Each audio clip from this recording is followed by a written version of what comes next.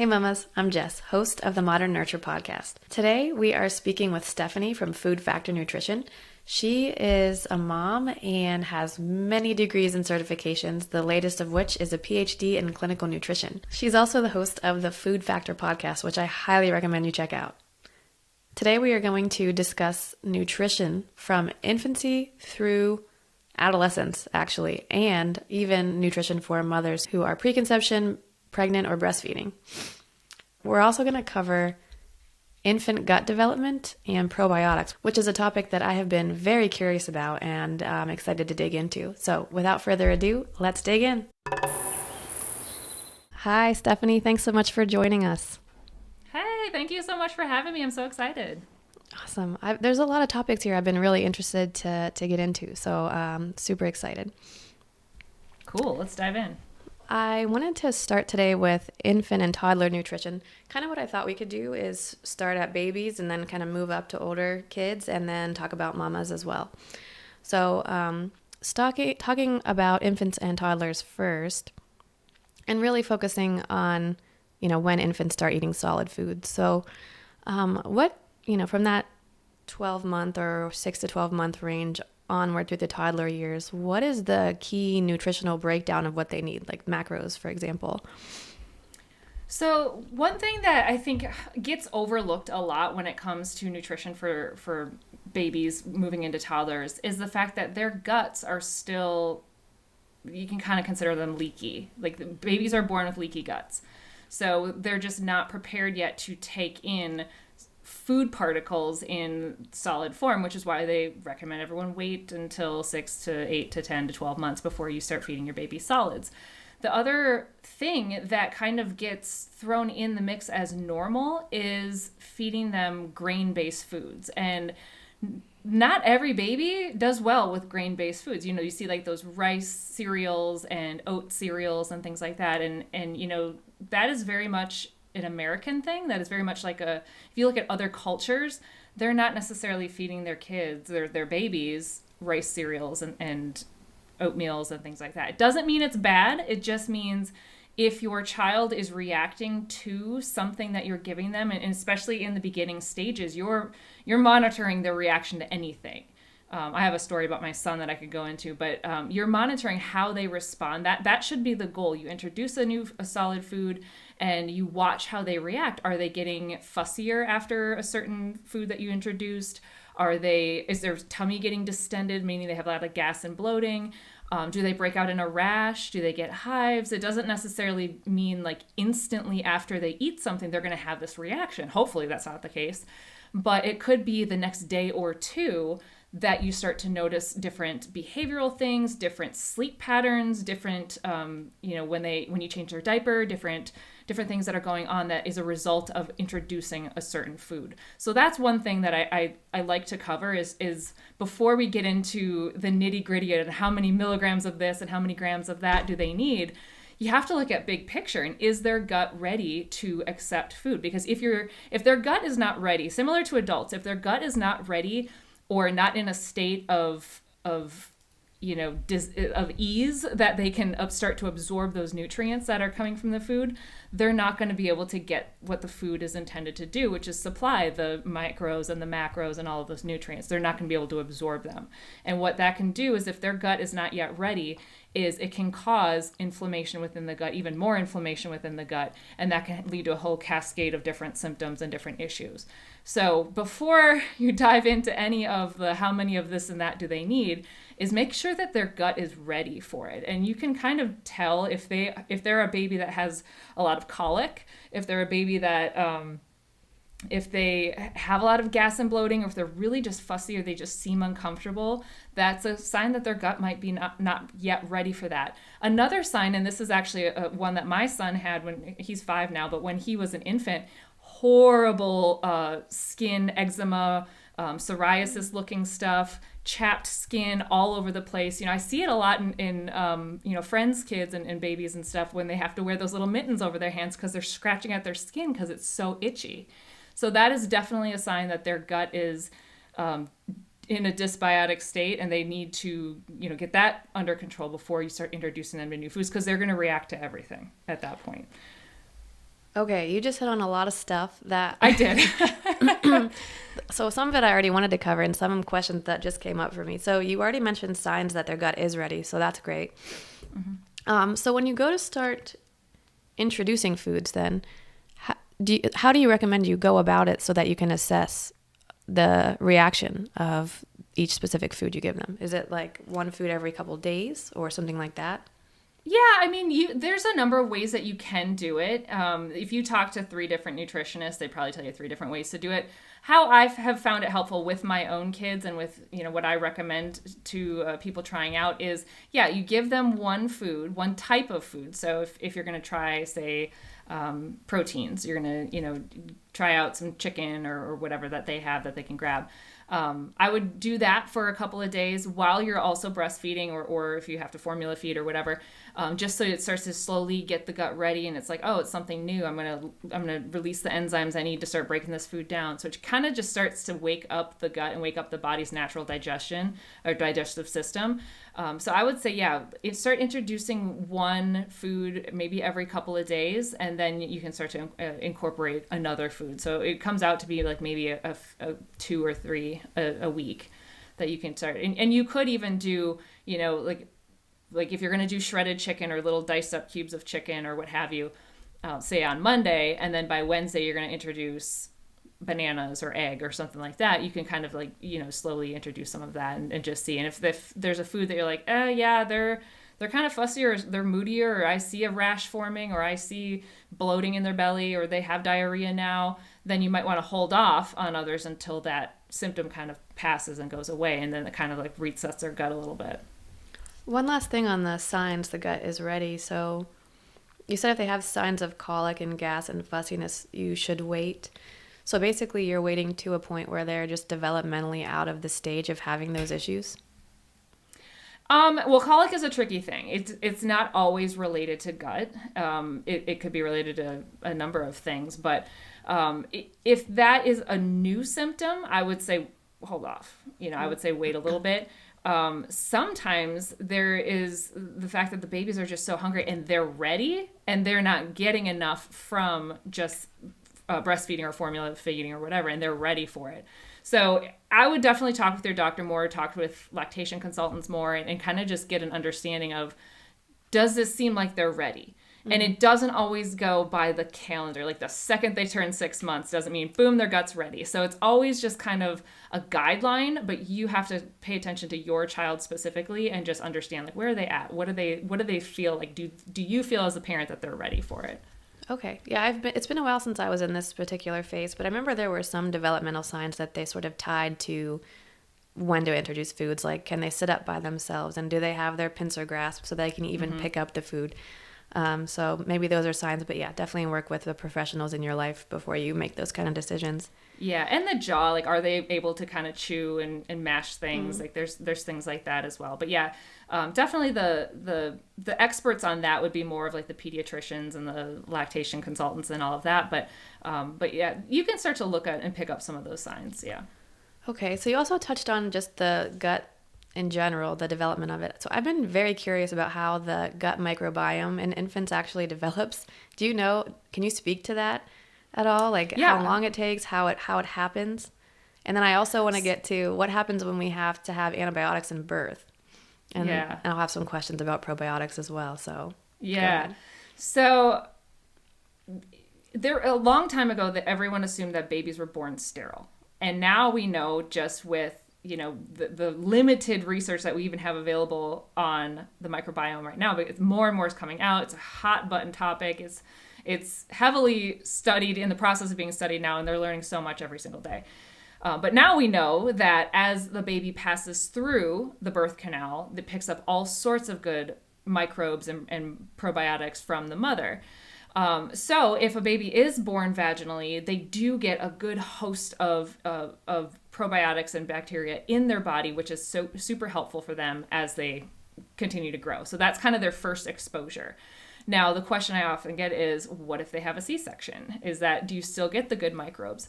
And you don't necessarily get those good microbes, but if they are breastfeeding, they do get some of that pass through the breast milk.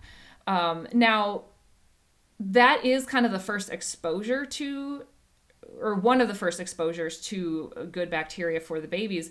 But keep in mind, they get bacteria from everything. I mean, they're crawling around when they get to be more of the crawling stage. They're putting everything in their mouth. When some parents are like, no, sterilize everything. It's like, no, some of that's okay. I mean, obviously, if it pacifier drops in like cow manure or something, like clean it up. But for the most part, I mean, they're still picking up good microbes and everything.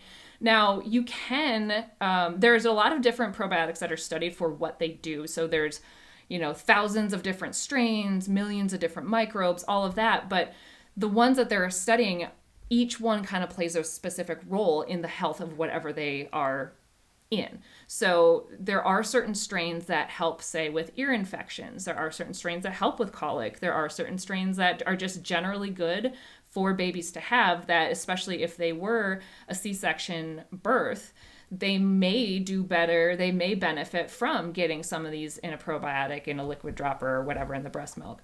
So that is a good way. The more that you can put bacteria, I should say probiotics, into your baby, the better. Especially if they didn't have some of those natural methods of getting it to begin with. Okay. And one of the very confusing things is, how do you find those? Do you need, work with a nutritionist? Where do you even find them? And there's a lot of stuff on the market, like powders and stuff. And it seems weird to me, like, that you would find probiotics that are supposed to be alive in powdered form. So can you talk us through what we should look for and maybe how to find what we need?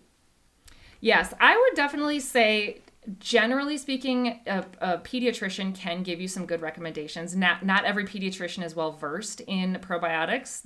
Maybe they just haven't done the research or anything. Nutritionists definitely, especially like a pediatric nutritionist, would definitely know more about the types of probiotics to take.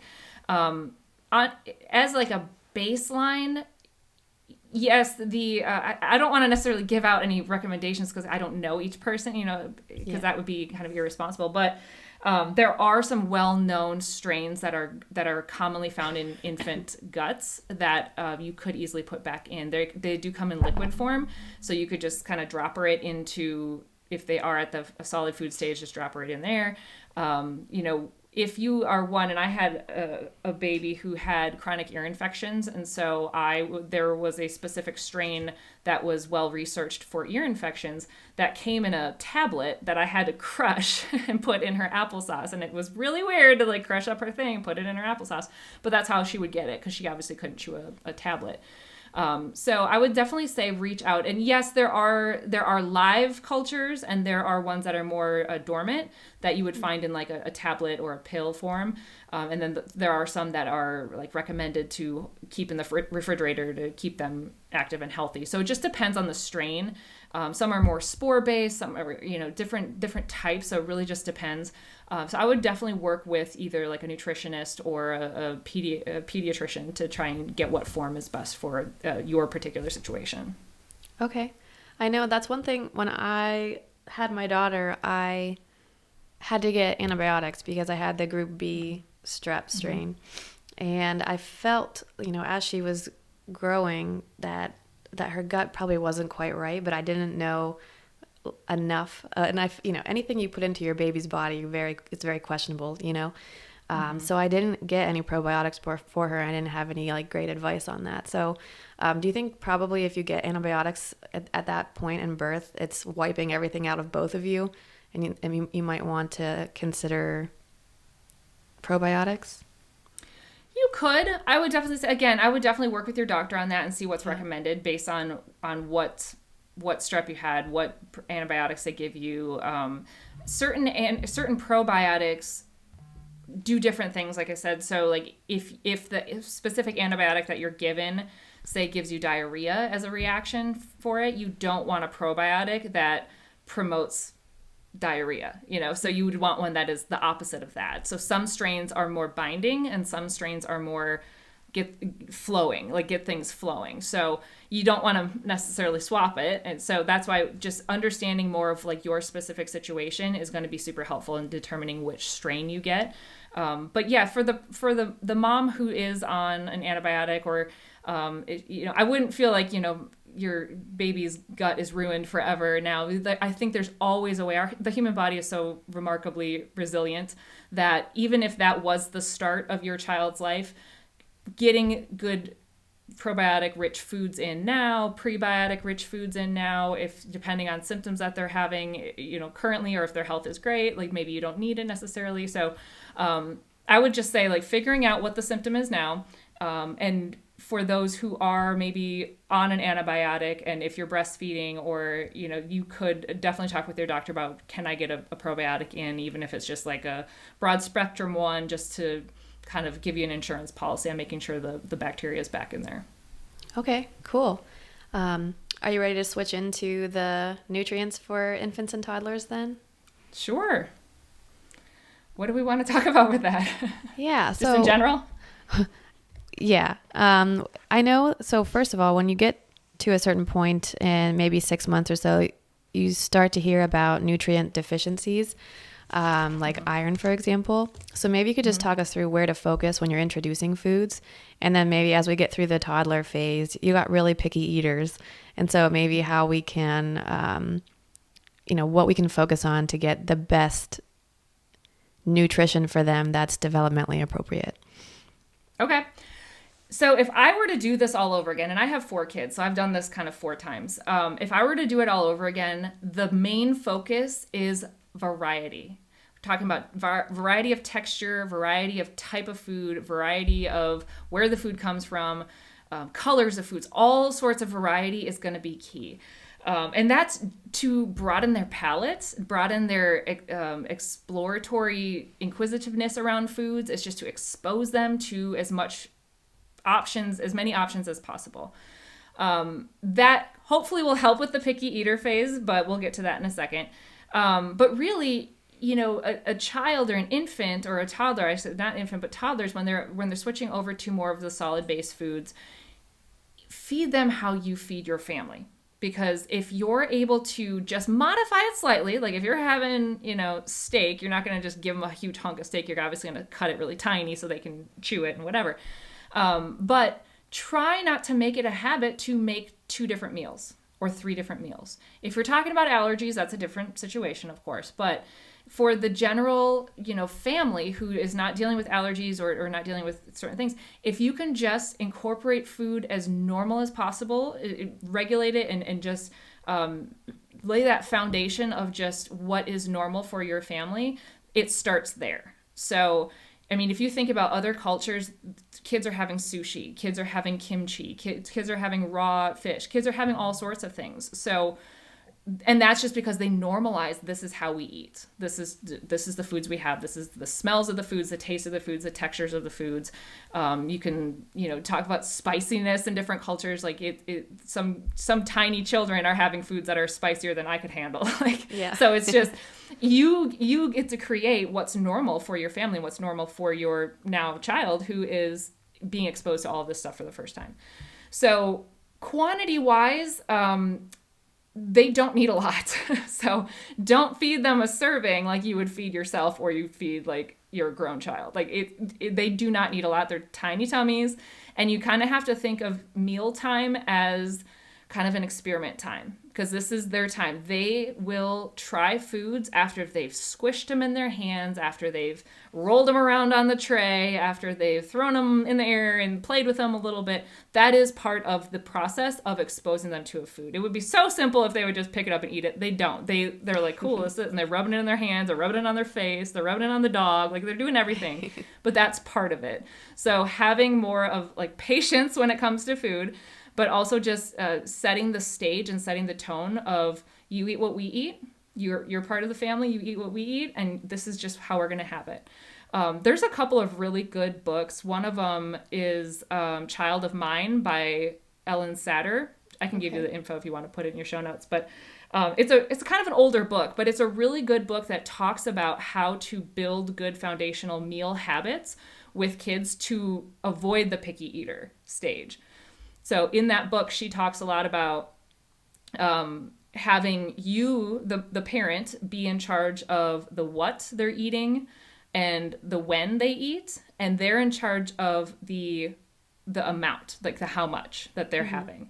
So you let them use their innate intuitive, nature of am I full, am I hungry, and you let them start and stop when they want to, but you provide the food. You provide the what. So it kind of talks about orders of responsibilities, I think she calls it. But it's a really great book if somebody is struggling with that or in the beginning part of that, to kind of read that and get some ideas on how do I just normalize everything and just make it so you're establishing some of those good, healthy foundational habits. Cool. I'll definitely check that one out.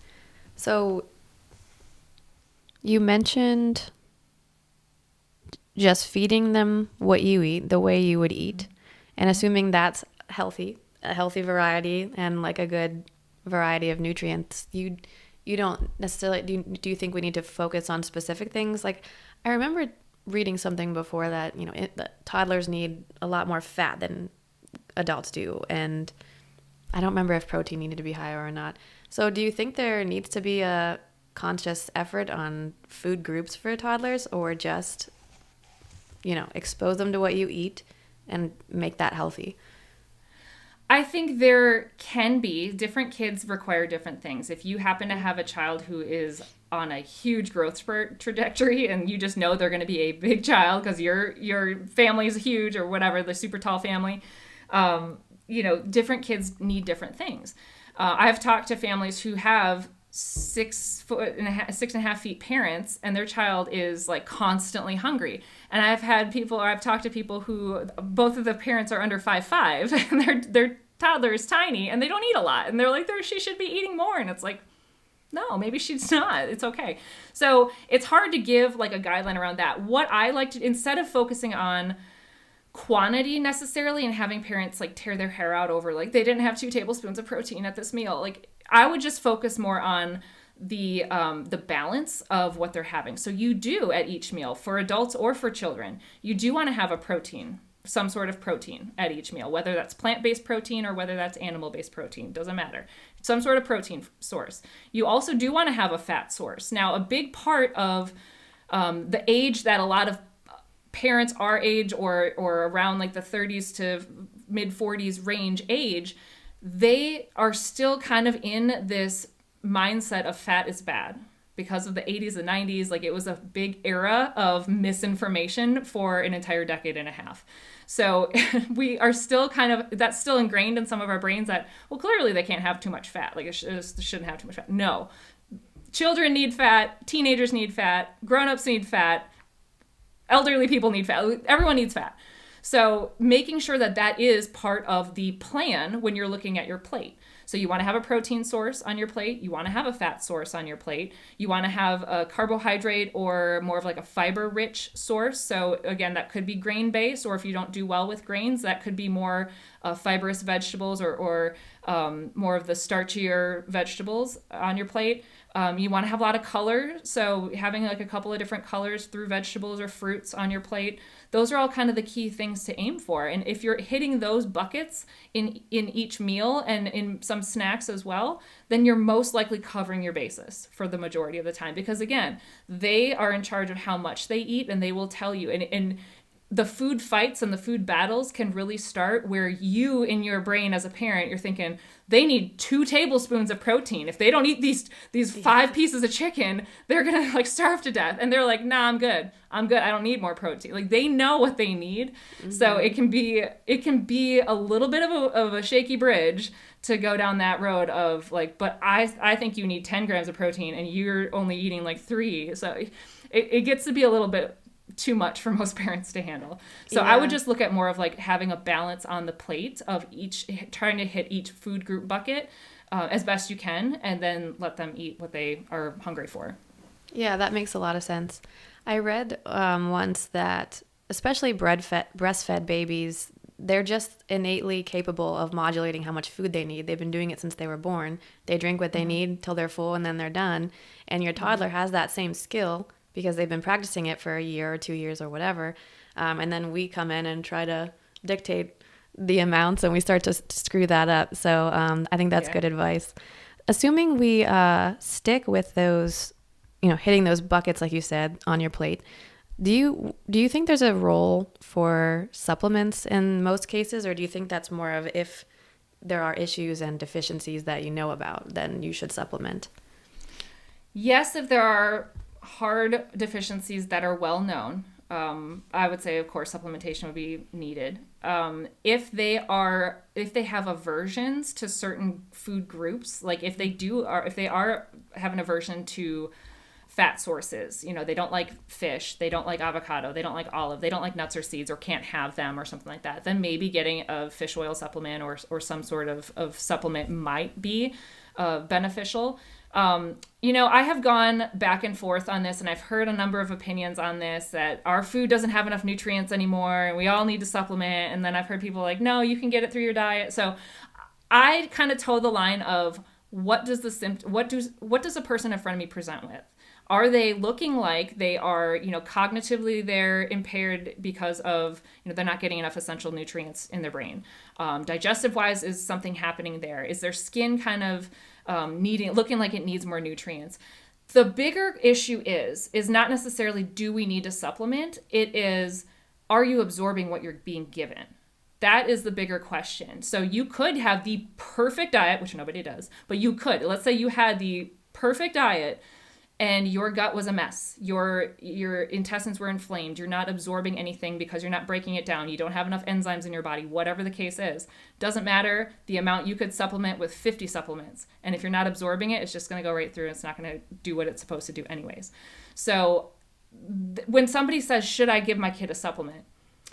I would say, why do you feel like they need it? Are they not eating enough food? And then you can break that down even into, are they not eating enough food for your mental needs, that you feel like they're not getting enough because of what you feel they should be getting?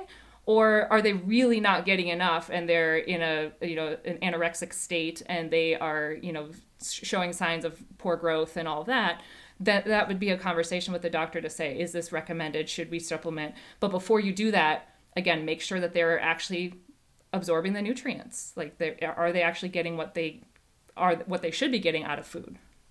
How do you assess that? Is it blood tests?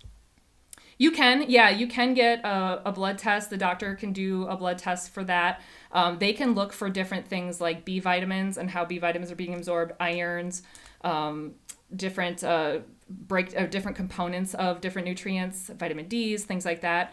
They can tell based on inflammatory markers and other nutrient targets and markers in the blood to see are they in that catabolic state because they're not absorbing enough nutrients. So yeah, that's something to talk to the doctor about for sure. Okay. Before we move on to the next kind of set of questions, do you, still in the infant and maybe toddler range, I guess this extends to any age, but it's kind of hard to get away from having sugar and processed foods 100%. I'm curious if you could speak to known impacts on children's behavior and health of eating those things on a regular basis, or even sometimes. Is sometimes okay? 100% sometimes is okay. Okay. Yes, it is. And I mean, it's unavoidable. And yeah. Again, our role as a parent is not to protect our kids from any possible exposure to sugar.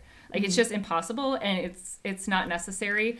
You don't want to create some kind of disorder by right. depriving. And there can really be a fine line. And I've seen it happen where parents, like, my child hasn't had sugar ever, and they're like 10, and then they go on a field trip and they binge an entire thing of like candy and sugar and whatever, and they throw up everywhere. So because they never learned how to regulate it. They never learned how to find that balance with foods that contain a lot of sugar in it. So each parent is different. Their philosophy is different, and I respect that. But generally speaking, for their health, they don't need to avoid sugar. What is the issue right now is how much sugar is hidden in things that kids have a lot of. So they're sipping on juice, they're sipping on Gatorades and Powerades and Prime and things like that when they don't need it.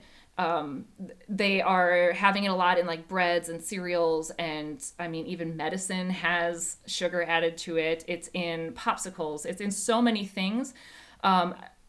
When we talk about sugar, and I actually did a whole entire podcast on sugar and kids. So I'll just kind of summarize that. When we talk about sugar in things, first of all, sugar, it comes in many forms. Table sugar is just regular, glucose. Then you have things like fructose, and then you have things like high fructose corn syrup and concentrated fructose. And anytime you see anything that says sweetened with fruit juice, everyone's like, yay, it's healthy. And it's like, no, fruit juice is concentrated fructose. And fructose in a fruit is not bad because it has other supportive nutrients. It has fiber. It has things that go in when you eat the whole food that go in and help to regulate the sugar. When you just remove the juice, the concentrated fructose, then it doesn't have any of that fiber anymore to help protect your body. And when you ingest it, it goes straight into your liver, and now the liver has to process it. And when it can't, or when it's overwhelmed by things, that's when fatty liver becomes an issue. And we are seeing rapid cases of non-alcoholic fatty liver disease in children, sometimes as young as 5, because it's in fructose is in foods, it's in sodas, it's in juices, it's in all these products that kids are getting so much of. It's not necessarily that fructose is bad or even high fructose corn syrup is bad. It's the quantities that it's coming into the kids' bodies. Their little bodies are just not equipped to handle it at that level. So that's more of the issue. Is not, oh, you should never have sugar, you should never have any type of sugar. It's, let's look at what it's actually doing to the body, and is it causing symptoms in your child, in which case maybe we should make a change. I rarely say anything should be eliminated. I don't think sugar should be eliminated. I think there's room for it in most kids' diets, depending on the child. But when there is different forms, like you start looking at some of these artificial sweeteners and colorings and flavorings that are added to everything, seemingly, now that is having a negative effect on the gut of the child, the brain of the child, the growth of the child. It's affecting different genes and metabolism in different kids. So it is a problem faster than we think. It really creeps up quickly. But I don't necessarily think every kid needs to avoid sugar. Yeah, so moderation, and try to focus on the whole food sources. So obviously juice is concentrated. If you blend up fruit in a smoothie, do you still get the fiber and other things you need to process the sugar more properly? You do? Yep. Yeah, blended up. It's just like pureed fruit or vegetables or whatever. It still has everything in it. If you've ever juiced anything, you see that you put like the apple in there and you press the thing down and you got all that pulpy stuff that gets kicked out, and then the juice is in the cup. Mm-hmm. That pulpy stuff is what you want. That's the fiber, that's the good quality stuff, and then you just drink the juice. It's like, well, you're missing it. So I would prefer smoothies. Like, my kids make smoothies all the time. We rarely have actual juice unless it's like a holiday or something. Mm-hmm. But they make smoothies, and they're happy with that, and I'm happy with that because I know that they're getting more out of it than just the juice. That makes sense. Sometimes you see the sugar content of a smoothie and it freaks you out a little bit, but it is fruit, so it's a little different than if you were drinking a big thing of juice or a milkshake with the same sugar content. Yeah, and there's a lot to say about smoothies, so I won't go into it too much, but there's a lot to say. Like, there's a right and a wrong way to make a smoothie. Yeah, you got to put the fiber in and all of that. You got to put fiber, you got to put protein, you got to put, it's not just, fruit and yogurt in a blender. That's a fruit parfait. Like, that's not a smoothie. Like, you have to put other things in to balance it out and make like an actual good smoothie. So some of those places that you see like in the mall or at stores or whatever that have a smoothie, it's just like, what's in there exactly? Because usually it's just juice and fruit. And I'm like, no, that's not what we want. Not what you want. Mm-hmm. So I am not a mom of older children yet. So if we were going to talk a little bit for the audience out there about nutrition for older children, what would you break those up into age groups to discuss, or is that kind of like after the toddler stage, there's more, broad advice you can give? How would you break that up? Yeah, I mean, as far as like quantities and things, it's funny. I went to a meeting for a bunch of schools in our school district. So we had everyone from kindergarten or 4K all the way up to seniors in high school schools. And I talked to each principal of the different ages of schools. And I said, what are your nutrition issues that you have the most at your school? Elementary school, so it's K through 5 or 6 grade. They said, our issue is food phobias, meaning kids they don't want to try new things. They don't want to look at new things. Like, they don't want to be exposed to new things. Food phobias is their issue. I was like, okay, cool. I put together something for that. Then I went to the middle school and I said, what is your issue that you see a lot of? So we're talking 6th or 7th grade through 8th grade. And they said nobody eats. Nobody eats, even when during COVID meals were free, it was all subsidized, whatever. Like you could put a tray of food in front of them, nobody eats. And it's more of like the image of eating and some of the peer pressures at that early stage, in my opinion, very early. And some of that disordered thinking around food and beliefs around food. And then you got social media's impact starting at that young age too. So that was the issue for them, is around like the 12 to 15 age group. Those kids are starting to become their own person. They're starting to, really have preferences one way or the other, maybe how they look, what they eat, what it looks like when they eat, all of those things kind of factor in, social peer pressures, all of that. Then I went to the high school and I said, what is the biggest issue for your group? So ages 9th grade through 12. And they said, it's the complete opposite swing now, that they're eating everything and anything with no regard for what it is or where it came from or what it does for their body. And if you think about that, that's a huge educational gap. It starts young when they aren't exposed to enough foods to try and they have these phobias that they don't work through. And then you got to couple that in the middle school age group of the phobias and the fears and the misinformation around fat phobic and body shaming and all of that comes into play. And then by the time they get older into high school, they don't know what's going on. And so they just eat anything. And so that is kind of like the struggle painted in a timeline for any parents listening. So depending on where your kids are in that spectrum, that's maybe what's to come. Now, it's very similar with the younger kids. When you get into the older groups, so my oldest is 12, so she's not exactly super into the high school age or anything. But exposing them to foods, keep in mind, they will always resort back to what's considered normal for them. So if it's normal for your family to sit down and eat a dinner and every dinner has a veggie on the side, every dinner has a protein, every dinner has a carb, every dinner has a fat source, whatever, that's what they ultimately will resort back to. They will go off on their own and have their Chick-fil-A's and have their pizza parties and have their friends and go out to lunch or whatever with their friends. But when they come home, they will always resort back to what is considered normal and comfortable and safe for them. So that is something to build when they are in the younger stages, or even now, even if you do have a teenager, it's never too late to build that foundation for them and that safety net for them that they will always resort back to. So you kind of have to think, what do I want my kid to look at as normal, and what kind of environment are we going to create in our family? Maybe yours is we don't have soda with dinner. Maybe it's always water or milk or whatever. Maybe it's we have 1 or 2 vegetables at every dinner, or we always have a salad, or whatever the tradition is that you want to establish, just start doing it. Now the older kids, especially if they're in sports, this is a big topic that a lot of the kids, when they're in middle school sports and high school sports, I've seen the vast majority of the athletes that I have seen and worked with are not eating enough, and they're not eating at certain times. And this is probably a whole nother topic that we can go into. But as parents, especially if your kids are very busy, very active, planning snacks, meals, and the timing of what they're going to have is going to be super crucial on top of what they're having. So, again, the protein bucket, the fat bucket, the carbohydrate bucket, the colors, all of those things are going to be super important. But now it's also the added layer of when are they going to have that so they can get the most out of it for their sport or activity or whatever they're doing. Wow, that is a ton to think about. I know. I go off on tangents a lot because it's also connected. No, that was great though.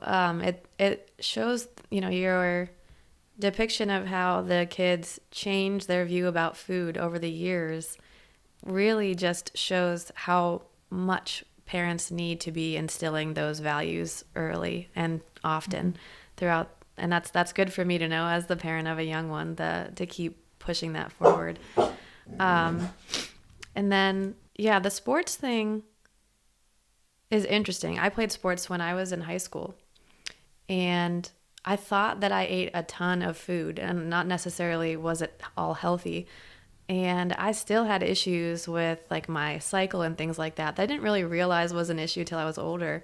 Do you have clients who are, teenage girls in sports, do they struggle with that? And I guess, what kind of advice do you have for those? Sorry, there's a boy riding his bike outside. Oh, that's okay. Yeah. So what advice do you have for the teenage girls on what to eat? Because that can be very confusing, especially in the Instagram, TikTok climate. Yes, I'm so glad you asked this because this is something I spent the last year and a half researching on nutrition for female athletes, how to prevent injuries, and how to eat around their cycles. The short version is there are specific, once they hit the menstrual phase of their life, there are definitely different nutrients that they need at the different phases of the monthly cycle. So, and the biggest underlying thing is that so many of them are just simply not getting enough of anything. And, they'll eat a lot of, I had a senior in high school athlete who she's like, this is what I eat in a day. And it was like, not nutrient dense. She was eating a lot, but it wasn't anything that her body could do anything with. And so I was like, okay, it's not bad that you had Doritos. There's no shame in that. You were at a thing and you had Doritos, whatever. That's not the issue. The issue is you still need protein, you still need vitamin A, you still need iron, you still need fiber, you still all these things. That didn't come from those. So you still got to get that. So making sure that you're, at least if you're going to have the foods that are processed and whatever, that's fine, but you still have to cover your basis on everything else. So it's challenging. It can be frustrating, but the biggest thing is just simply taking an awareness of what you're having and what your symptoms are. So if you're feeling tired all day long, whether you're an athlete or not, can you hear me? We just cut out for like 30 seconds. Oh no. Okay. You said whether you're an athlete or not, and then I lost you. Oh no. Okay. So, what was I saying? Yeah. So whether you're an athlete or not, you want to take a look at the nutritional scope of what you're having in a typical day. So, for example, if somebody is tired all the time and they're not getting, you want to look at sleep, of course, that's the biggest thing. But nutritionally, that could mean, are you not getting enough iron? Are you not getting enough B vitamins? Are you not converting them? Are you not absorbing them? Is something, are you simply not getting enough calories in general? So taking just an awareness snapshot, awareness is the biggest thing because we are so busy and on autopilot. Like if somebody said, what'd you have for breakfast yesterday? A majority of people would be like, I have no idea. Because you don't remember unless you have the exact same thing every day, which is not necessarily great either.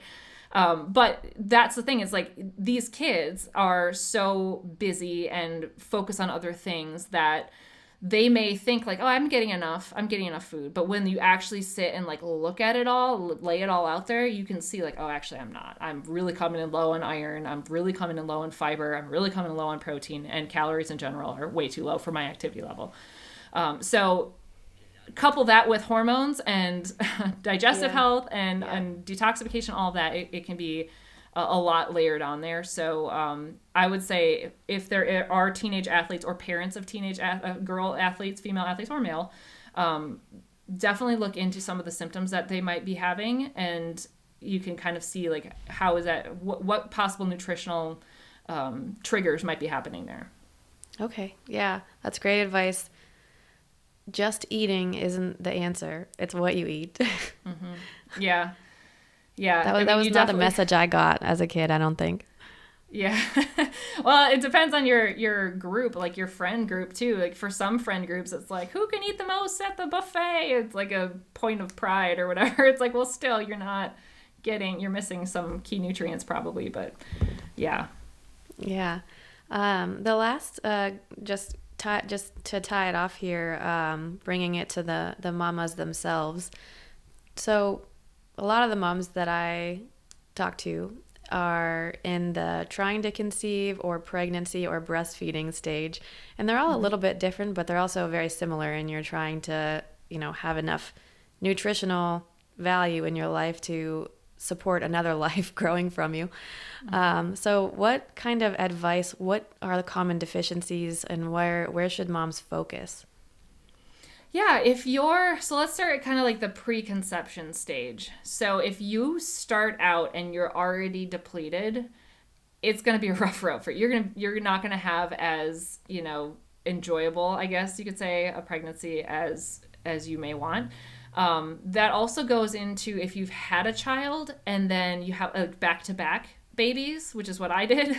Also not recommended for me. Personally, for me, it was not ideal because you're still depleted, and then you start the whole process over, and then it's like you're even more depleted. When you say depleted, what specifically are you depleted of?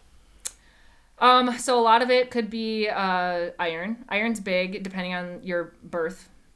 How you gave birth. You do regenerate that iron relatively quickly, but if you're not actively getting more in, that might take a little bit longer. Different fat-soluble vitamins, so especially with breastfeeding, fat-soluble vitamins are super important. So these are your A, D, E, and K. So those come, like vitamin D especially, is hard to get through food. So that is one that I usually recommend people supplement. And it's not so much that you supplement, it's how much you supplement. And that is something that a nutritionist or your doctor can help you determine based on how depleted you are. That is a blood test you can get. Those nutrients are super important because, with breastfeeding and milk production, especially like vitamin D and the different fat soluble vitamins, those go hand in hand with hormones, and those go hand in hand with fat stores and milk supply and things like that. So if you're already depleted because of not having enough stored or just not getting enough in your diet or not being able to utilize it, that can cause a problem. So other things would be like back to preconception. If there is a lot of toxins, that's a big problem that you see with infertility a lot, or PCOS, or any of those kind of conditions that can lead to infertility or trouble getting pregnant. Toxins just in the environment in general, but also if your detoxification system is not up and running and humming properly, that can cause you to have a backup of different toxins in your body. It can cause inflammation. It can cause your body to divert nutrients and divert things to other areas and not focus on reproductive health. So that if people are having issues getting pregnant, that is one of the areas that I would say, let's have a look at your detoxification system. So that is your digestive system, that is your liver, your skin, how you're sweating, like all of those systems need to be working properly so that your toxins are officially out of your body. And there's a number of things we can go into with that, but nutrient wise, again, if the body's systems aren't prepared, nutrients can't do their thing either. And the body's systems also need nutrients. So it's kind of like this weird cycle. But I would say for somebody who is just starting out, focus on the baseline things. Are you getting enough fiber in your diet? Getting enough vegetables? Micronutrients and phytonutrients through vegetables are so important for a developing baby. So simple way to do that is just get a lot of color in your diet and get 5 to 7 servings of vegetables in your diet if you can. It sounds like a lot, but when you think about a serving of vegetables being like a half a cup to a cup, it's really not that much. So you're probably getting more than you think. On vegetables, do you have any thoughts on raw versus cooked, or just any vegetable form is good? There are some nutrient differences in how you prepare things, and different nutrients are degraded if you cook them longer, and different nutrients are degraded if it's raw. So I wouldn't focus as much on that because the vast majority of people just aren't getting any vegetables. So that's kind of like, let's take a step back and let's just get them in, because you're going to be absorbing something from it. Now, if the person has like irritable bowel syndrome or some sort of digestive issue with raw, then let's steam them a little bit, cook them, mash them a little bit, whatever.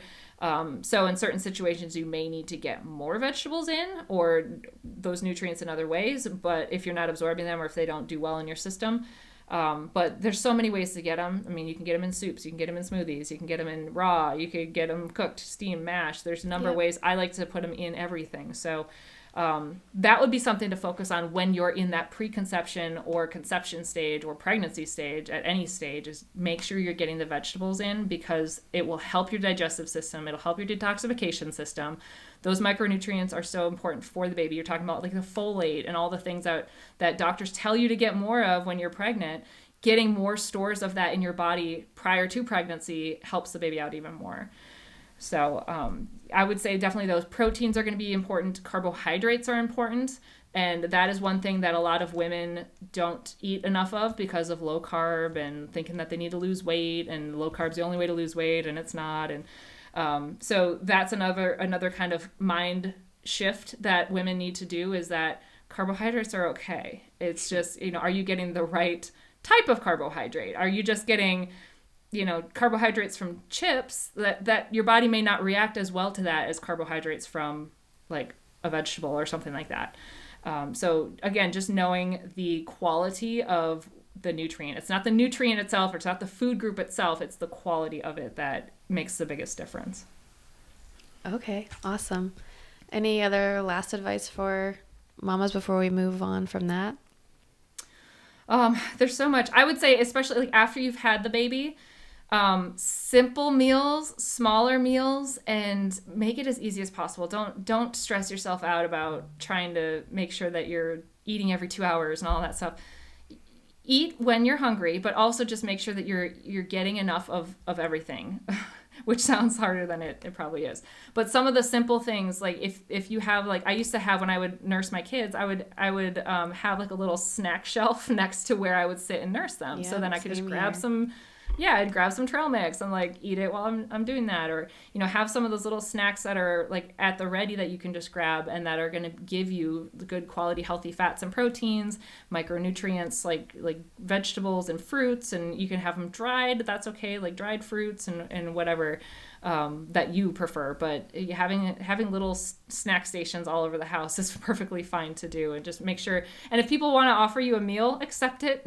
Yeah. That was one thing I never did. I was like, no, I'm good. I'll just cook something. And it's like, no, just accept the help from people. It's okay to do that. So, that would be, I guess, my last tidbit of advice for that. Thank you. The last question I ask everyone is, what are mamas not talking about that they should be? I think they're not talking about the fact that nutrition doesn't need to be hard. It can be simple. It can be easy. It really can. You don't have to get so hyper focused on amount of grams of this and how many milligrams of that and serving sizes of this and that.